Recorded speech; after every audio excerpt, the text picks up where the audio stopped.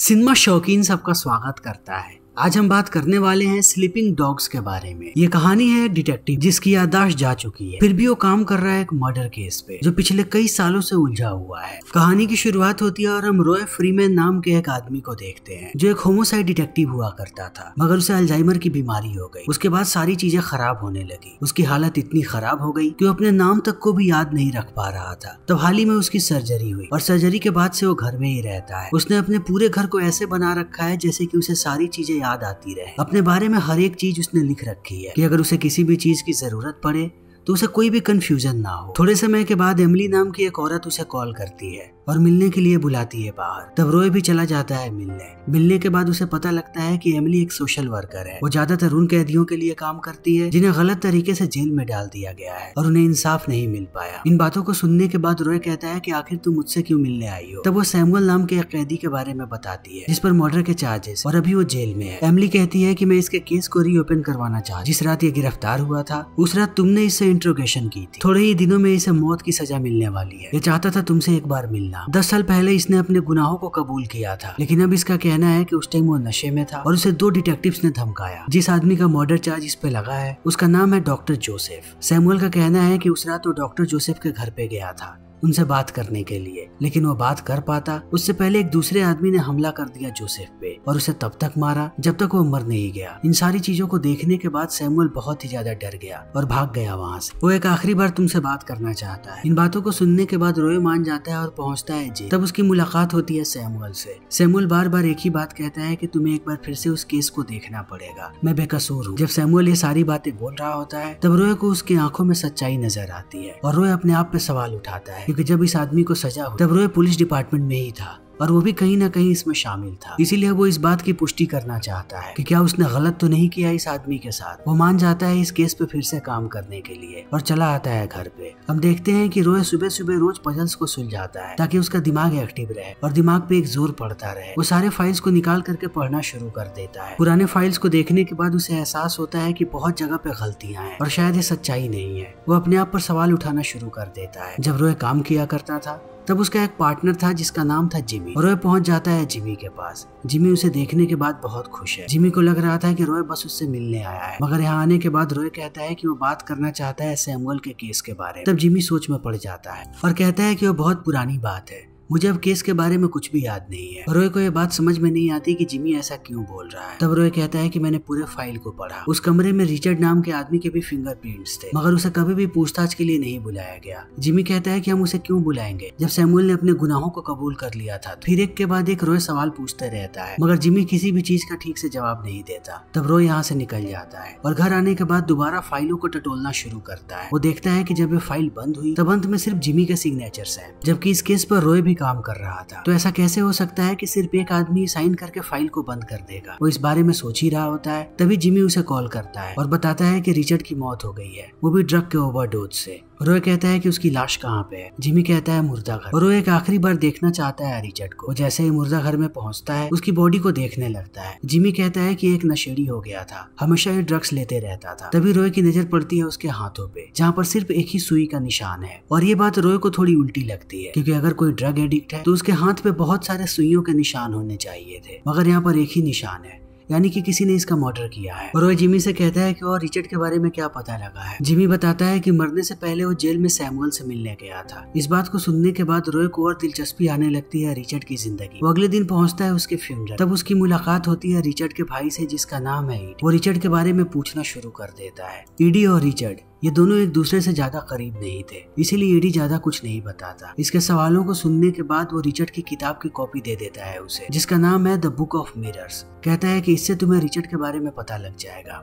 रॉय अब ईडी से पूछता है कि क्या रिचर्ड नशा किया करता था। ईडी कहता है कि नहीं, कभी भी नहीं, वो हमेशा ही नशे से दूर रहा है। इन बातों को सुनने के बाद अब रॉय का शक यकीन में बदलने लगता है। उसे एक साजिश के दौरान मारा गया है। वो ड्रग के ओवरडोज से नहीं मरा। घर आने के बाद वो किताब को पढ़ना शुरू कर देता है और यहाँ से उसे पता लगता है रिचर्ड की जिंदगी के बारे। जब रिचर्ड कॉलेज में था तब एक दिन उसकी मुलाकात हुई लॉरा नाम की लड़की से, जो बहुत ही खूबसूरत और बहुत ही इंटेलिजेंट थी। उसे पहली बार देखते ही रिचर्ड को उससे प्यार हो गया। ये दोनों एक साथ रहने लगे। दिन प्रतिदिन इनकी नजदीकियां बढ़ने। लॉरा भी कहीं ना कहीं प्यार करने लगी रिचर्ड से। ये दोनों एक दूसरे की रिस्पेक्ट करते थे। इन्हें पता था कि एक दूसरे के लिए लोग कितने खास हैं। सारी चीजें ठीक चल रही थी। तभी एक दिन लॉरा ने रिचर्ड को मिलवाया डॉक्टर जोसेफ से। जोसेफ और लॉरा को देखने के बाद रिचर्ड के मन में कहीं ना कहीं सवाल उठने लगे कि क्या वो लॉरा के काबिल है या नहीं। जोसेफ बहुत ही अमीर था और रिचर्ड के पास पैसे नहीं थे। रिचर्ड अपने लिए नौकरी की तलाश कर रहा था। तब लॉरा ने जोसेफ से सिफारिश की। उसको एक लाइब्रेरियन चाहिए था और जोसेफ ने रिचर्ड को काम दे दिया अपनी लाइब्रेरी में। लेकिन इस बीच रिचर्ड हमेशा ही नजर रखता था लॉरा पे। उसे लगने लगा कि लॉरा और जोसेफ के बीच कुछ है। लॉरा ने दूरी बनाना शुरू कर दिया है रिचर्ड से और रिचर्ड को ये बात अंदर से खाने लगती है। वो हमेशा ही उनके पीछे घूमता है और उन्हें देखता है। एक वक्त के बाद उसे अंदाजा हो जाता है कि ये दोनों एक दूसरे के साथ सो भी रहे हैं, जिससे रिचर्ड का दिल टूट जाता है। मगर वो जानता है कि वो कुछ भी नहीं कर सकता। वो इन दोनों का कुछ नहीं बिगाड़ सकता। वो शांत ही रहता है और दिन भर लाइब्रेरी में काम करता है। तभी एक दिन लाइब्रेरी में उसे एक रिसर्च बुक मिलती है जिसका नाम है मिरर इफेक्ट, जिसे डॉक्टर जोसेफ ने लिखा है। लेकिन उसके नीचे लॉरा ने अपना नाम लिख दिया है। ये बात रिचर्ड को बिल्कुल भी समझ में नहीं आती कि आखिर ऐसा कैसे हो सकता है। शायद लॉरा को ये रिसर्च बहुत ही ज्यादा पसंद है। वो इन चीजों को देख ही रहा होता है। तभी यहाँ पर जोसेफ आ जाता है और बातों ही बातों में रिचर्ड को कहता है कि तुम्हें लॉरा से दूर रहना चाहिए। तुम उसे जितना दूरी बनाओगे तुम्हारे लिए उतना ही बेहतर होगा। मगर रिचर्ड इन बातों को नहीं सुनता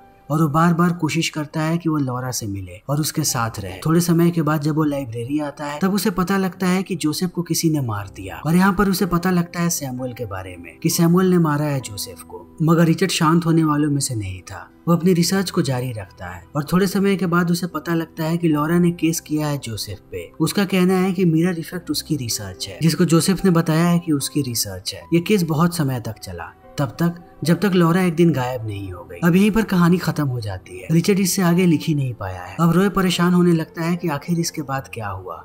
रॉय का पूरा शक जा रहा है लॉरा पे कि लॉरा शायद कुछ न कुछ तो जानती है जोसेफ के बारे में। लॉरा ही एक ऐसी है जिसके पास सारे रीजंस है जोसेफ को मारने का। अब कैसे भी रॉय को इसके आगे की कहानी जाननी है। वो आकर के मिलता है जिमी से और उससे पूछता है कि हमें कैसे भी लॉरा को ढूंढना पड़ेगा, तभी हमें आगे की बात पता लगे कि आखिर किसने मारा है जोसेफ को। मैंने पता किया तो मुझे पता लगा कि जोसेफ का केयर टेकर भी गायब है। हमें उसे भी ढूंढना पड़ेगा, तभी हम सच्चाई तक पहुंच पाएंगे। ये केस बहुत ही ज्यादा उलझते जा रहा है। इन बातों को सुनने के बाद जिमी कहता है कि तुम बेकार में ही पागल हो रहे हो। ये केस कब का बंद हो चुका है, हमें इसमें अपना दिमाग खर्च नहीं करना चाहिए। रॉय कहता है कि ऐसा नहीं है, इसमें बहुत सारी सच्चाइयां हैं जिसके बारे में हमें पता नहीं है और एक बेगुनाह आदमी को सजा होने वाली है। मैं सच्चाई तक पहुंच के रहूंगा ताकि मैं उस आदमी की जिंदगी बचा सकूं। वो जिमी से कहता है कि मैं जल्दी ही रिचर्ड की पत्नी के पास जाने वाला हूँ, जिसका नाम है डेना। इन बातों को सुनने के बाद जिमी यहाँ से चला जाता है। वो इन सब में नहीं पढ़ना चाहता। उसके जाने के बाद रॉय देखता है कि यहाँ पर लॉरा आ रही है। वो जैसे ही उसका हाथ पकड़ता है उसे एहसास होता है कि ये लड़की कोई और है। वो बस हेल्यूसिनेट कर रहा था, यानी उसकी हालत खराब हो रही है। वो पहुंच जाता है अपने डॉक्टर के पास और सारी बातें बताता है। वो डॉक्टर कहती है कि ऐसा होते रहता है, अगर तुम किसी चीज के बारे में ज्यादा सोचते हो तो वो चीजें तुम्हें नजर आने लगती हैं। तुम्हारी बीमारी में ये सब एक आम बात है, बस तुम्हें अपना ख्याल रखना है। अच्छी बात यह है कि तुम्हारा दिमाग अब रिएक्ट करना शुरू कर रहा है, यानी हम बीमारी को ठीक करने के बहुत ही करीब है। अगले दिन अब रॉय पहुंच जाता है डेना के घर पे और उससे सवाल जवाब शुरू करता है और सबसे पहला सवाल यही पूछता है कि क्या तुम्हारा पति नशा करता था। डेना कहती है कि नहीं, वो बस थोड़ा बहुत शराब पीता था कभी कभी, लेकिन वो किसी भी चीज का आदी नहीं था। वो उससे पूछता है कि तुम्हें क्या लगता है, तुम्हारा पति ड्रग के ओवरडोज से मरा है या उसे मारा गया है। डेना कहती है कि उसे मारा गया है। थोड़ी देर के बाद वो एक लड़की का नाम लेती है जिसका नाम है एलिजाबेथ। वो बताती है कि मेरे पति के बारे में मुझसे ज्यादा तुम्हें ये लड़की बता पाएगी। रॉय घर आकर के सर्च करना शुरू कर देता है एलिजाबेथ के बारे में। थोड़े समय के बाद उसके सामने एक खतरनाक सच्चाई आती है। एलिजाबेथ कोई और नहीं बल्कि लॉरा है। उसने अपना नाम बदल लिया है। वो अभी भी उसी यूनिवर्सिटी में है जिसका जिक्र किया था रिचर्ड। अगले दिन वो वहाँ पे पहुंच जाता है।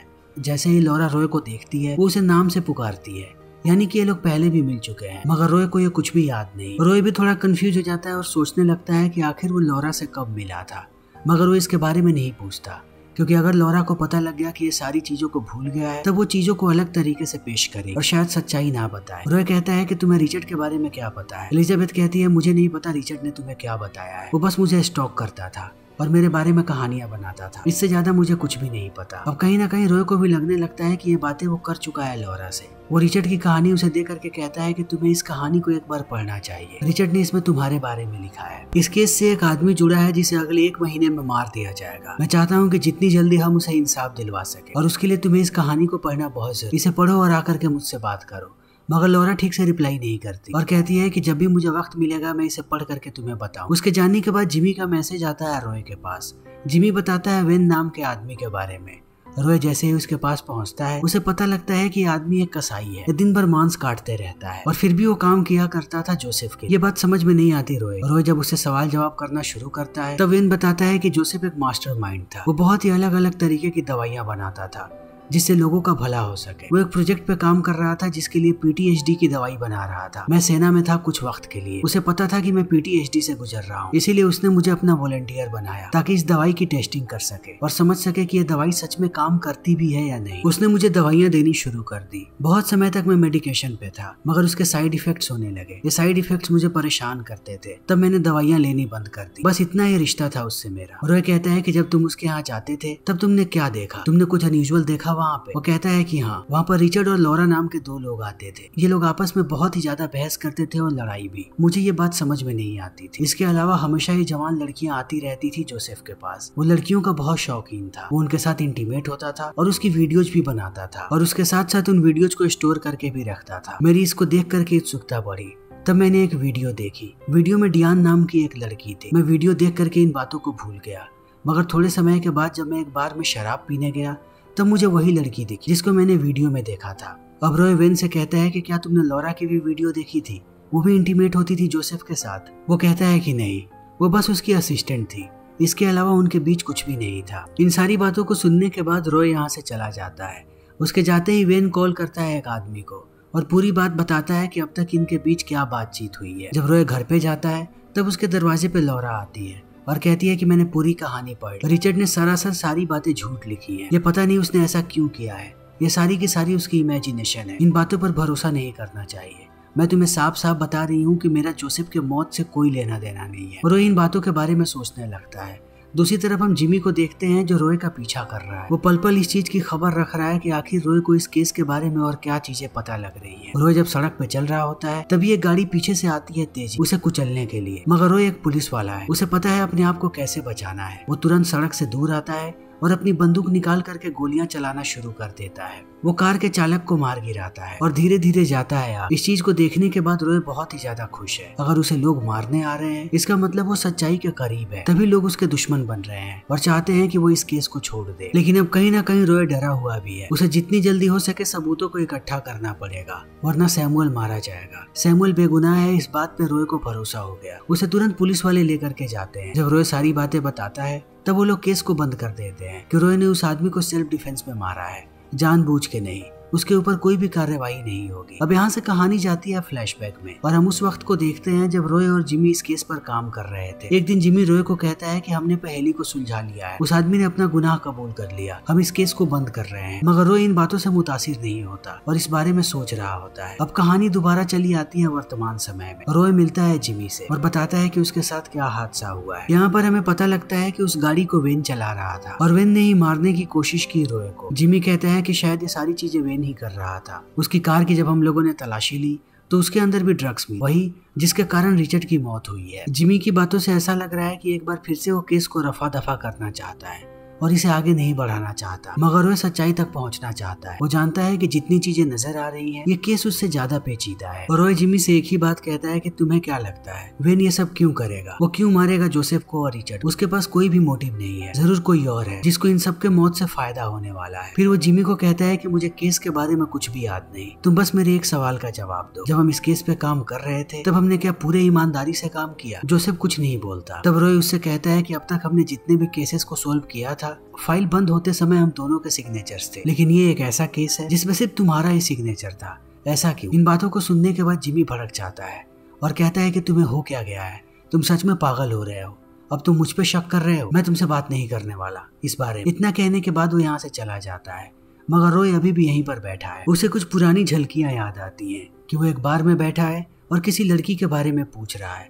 वो समझ नहीं पाता है कि उसके साथ ऐसा क्यों हो रहा है। वो चला आता है घर आते ही उसके पास एक वकील का कॉल आता है जिसका नाम है सुजेन। सुजेन उसे बुलाती है अपने दफ्तर में जाने के बाद वो एक बुक दिखाती है। बुक देखने के बाद रोय को याद आता है कि ये वही बुक है जिसे जोसेफ ने लिखा था और लौरा पूरे समय से दावा कर रही थी कि ये उसकी रिसर्च है। लेकिन जैसे ही जोसेफ मरा उसके बाद उसने दोबारा उस बुक को पब्लिश करवाया अपने नाम पे। यानी रोय का शक यकीन में बदल रहा है कि लौरा कुछ न कुछ तो जानती है इस केस के बारे में और जोसेफ के मौत से उसका कुछ न कुछ तो ताल्लुक है। इन सारी गुत्थियों को सुलझाने के लिए वो पहुंच जाता है जोसेफ के घर पे और चारों तरफ देखने लगता है कि उसे कुछ तो सबूत मिले यहाँ पे। बेसमेंट में जाने के बाद उसे एक फावड़ा नजर आता है।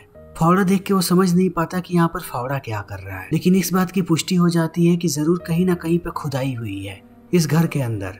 तब वो जाता है गार्डन में और वहाँ पर खुदाई करना शुरू करता है। थोड़ी देर के बाद उसे वही बेसबॉल बैट मिलता है जिससे जोसेफ को मारा गया था। जब उसकी मौत हुई थी तब इन लोगों ने हर तरफ उस बेसबॉल बैट को ढूंढा मगर इन्हें कहीं भी नहीं मिला। अभी रोय कुछ और सोचता उससे पहले यहाँ पर जिमी आ जाता है लौरा को लेकर के। इन दोनों को देखने के बाद रोय समझ जाता है कि इन दोनों का हाथ है मर्डर। जैसे ये लोग घर के अंदर आते हैं लौरा एक गन निकालने लगती है। तभी रोय बात करता है जोसेफ से और कहता है कि मुझे तुम पर बहुत पहले शक हो गया था। एक वक्त ऐसा था जब तुम्हारे पास बिल्कुल भी पैसे नहीं, इतने भी पैसे नहीं थे कि तुम अपनी पत्नी का इलाज करवा सको और आज तुम नई नई गाड़ियों में घूम रहे हो। इन बातों को सुनने के बाद लौरा अपनी बंदूक बाहर नहीं निकालती। उसे लगता है कि सारा का सारा इल्जाम जिमी पे लग रहा है। तब जोसेफ बात करता है लौरा से। लौरा कहती है कि मेरा इस मौत से कोई ताल्लुक नहीं है। थोड़े समय पहले मुझे रिचर्ड ने कॉल किया और वो मुझे ब्लैकमेल करने लगा। उसने कहा कि वो हर जगह बताएगा कि मैंने मारा है जोसेफ को उसकी रिसर्च के लिए। इसीलिए मैंने ये काम दिया जिमी को ताकि जिमी मार दे रिचर्ड को और मेरी जान बचे। और जिमी ने रिचर्ड को मार भी दिया।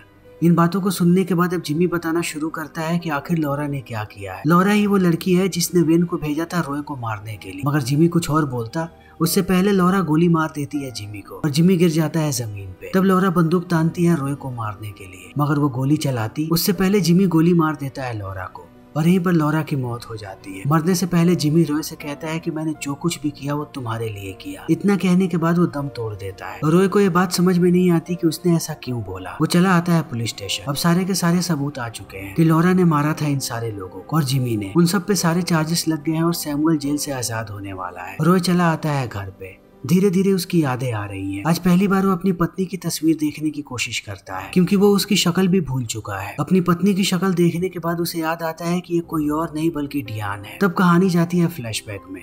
अब सारी चीजें रोय को याद आ रही है कि वो पहली बार कहाँ मिला था लौरा से। वो दोनों एक पब में मिले थे। लौरा आकर के रोय को बताती है कि तुम्हारी पत्नी का नाजायज संबंध है जोसेफ के साथ। मगर रोय को इन बातों पे भरोसा नहीं होता। तब लौरा उसे वो कैसेट देती है। जैसे ही उस कैसेट को रोय देखता है वो आग बबूला हो जाता है क्योंकि इस कैसेट में उसकी पत्नी इंटीमेट हो रही है जोसेफ के साथ। वो गुस्से में लेता है बेसबॉल बैट और पहुंच जाता है जोसेफ के घर पे और उसे पीट पीट के मार देता है उससे। यानी कि जिस मर्डर मिस्ट्री को वो अब तक सुलझा रहा था उसका असली दोषी कोई और नहीं बल्कि रोय ही है।